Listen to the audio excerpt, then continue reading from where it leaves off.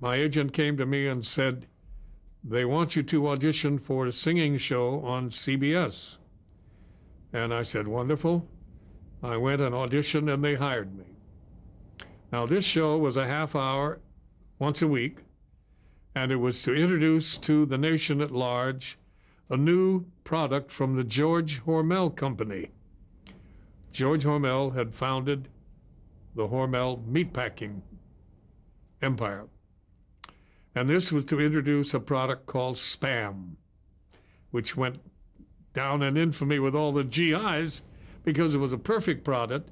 It needed no refrigeration. It was easily transportable, and it wasn't bad tasting if you didn't have to eat too much of it. So that was the experience with Spam.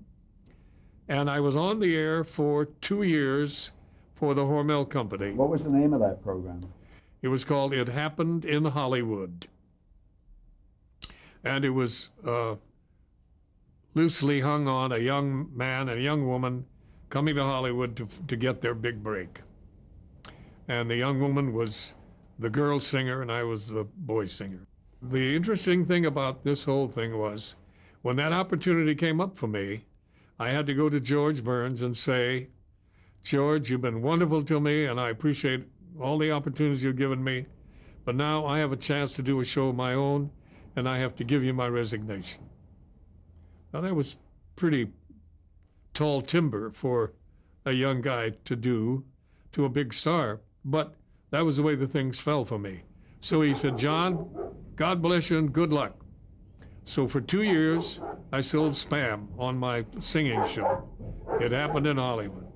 George Hormel had a beautiful home in Bel Air, and he used to invite me up to his home where out on his veranda he had a commanding view of the Pacific Ocean and all of the Los Angeles area. And he had a huge pair of binoculars with each eye was about this big.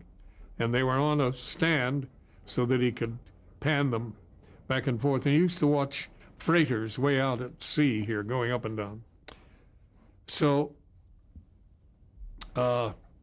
his son Jay took over the operation of the company when Mr. Hormel, his father, retired. Now his son Jay was an amateur musician who played the saxophone. And I had on my show a small group, about 8 musicians. They were headed by a man who was a good friend of Jay Hormel's named Eddie Dunstetter. Eddie Dunstetter had quite a reputation as a pianist and an organist. And so in this little group that he put together, he played the piano and the other 7 guys played their various instruments. And Jay Hormel would always call him ahead of time and say, I'm coming out and I want to sit in with the orchestra. So here is this tycoon in the business world sitting in, playing saxophone for me while I'm singing my songs. But he was not identified. No, he didn't want to be identified. So that happy circumstance went on for 2 years.